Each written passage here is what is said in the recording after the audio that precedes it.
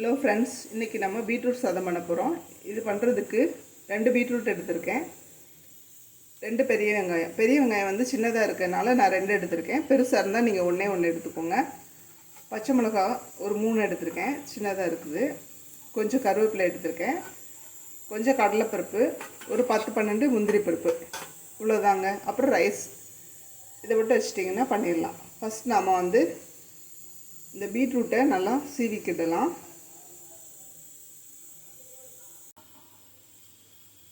பீட்ரூட்டோட தோலை வந்து சீவிக்கிடுவோம்.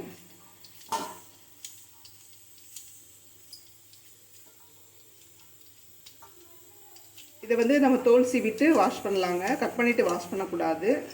தோல் சீவிட்டு வாஷ் பண்ணிட்டோன்னா அந்த மண்ணெல்லாம் வந்து க்ளீன் ஆகிடும். மண் இல்லாமல் நல்லா சுத்தமாக கிடைக்கும். இன்றைக்கி வந்து ஒரு 2 பேர் சாப்பிட்ற அளவு நம்ம செய்ய போகிறோம். 2 பீட்ரூட்டையும் நல்லா தோல் சீவி எடுத்துட்டோம். இப்போ நம்ம இதை நல்லா வாஷ் பண்ணிட்டு வந்துடலாம். இப்போ நம்ம இந்த பீட்ரூட்டை வந்து நல்லா இந்த சீவுறது இருக்குது பார்த்தீங்களா, இதில் வச்சு நல்லா சீவி எடுத்துக்கலாம்.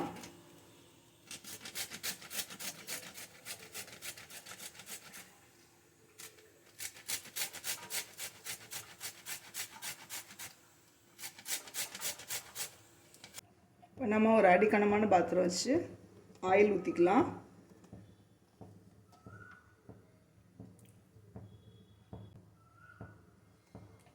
ஒரு 2 ஸ்பூன் அளவு இருக்கும் இந்த ஆயில். எண்ணெய் சூடானதும் நம்ம வந்து கடலைப்பருப்பு போட்டுக்கலாம்.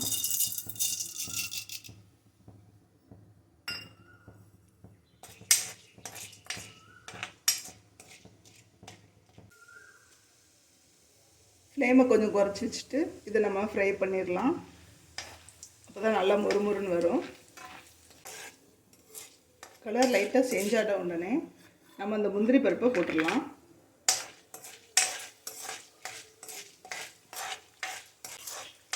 முந்திரி பருப்போட கலர் வந்து லைட்டாக சேஞ்ச் ஆகிடுச்சு பார்த்தீங்களா. இப்போ வந்து நம்ம பொடியை கட் பண்ணி வச்சு பச்சை மிளகாய் சேர்த்துக்கிறோம்.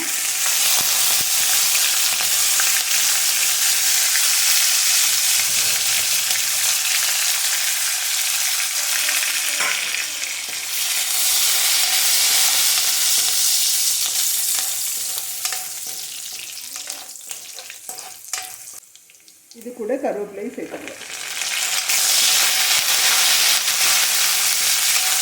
வெங்காயம் சேர்த்துக்கிறோம்.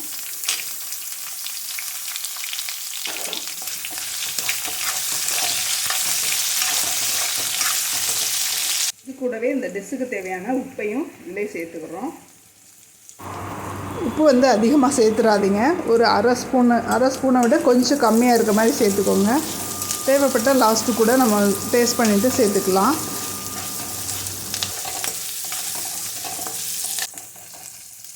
வெங்காயம் லைட்டாக வதங்கின உடனே அந்த பீட்ரூட்டை சேர்த்துக்கலாம்.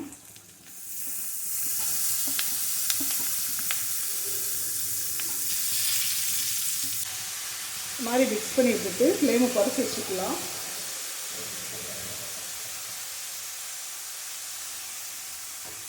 இந்த பீட்ரூட் வந்து கலர் சேஞ்ச் ஆகிற வரைக்கும் இது வந்து வேகட்டும்.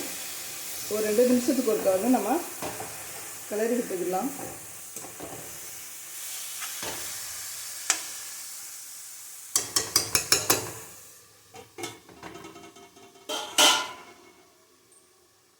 இப்போ ஓப்பன் பண்ணி பார்க்கலாம். இது ரொம்ப சீக்கிரமாகவே வெந்துடும்.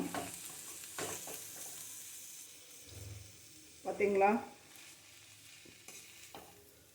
நல்லா வெந்துருச்சு. கலர் சேஞ்ச் ஆயிடுச்சு, சேர்ந்து வந்துருச்சு. இந்த மாதிரி வந்த உடனே நம்ம ரைஸ் போட்டு கிளறிடலாம். ரைஸ் வச்சுக்கிட்டே இந்த ரெசிபி வந்து பண்ணிடலாம். ரைஸ் ரெடி ஆகுங்களே இது ரெடி ஆகிடும். அப்படியே நம்ம மிக்ஸ் பண்ணிடலாம்.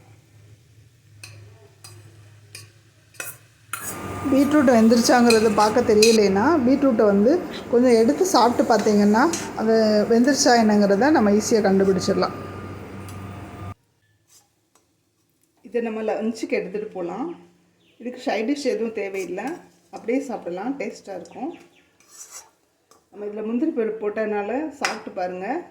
இதோட இந்த பீட்ரூட்டோட அந்த முந்திரி சேரும்போது ரொம்ப டேஸ்ட் நல்லாயிருக்கும்.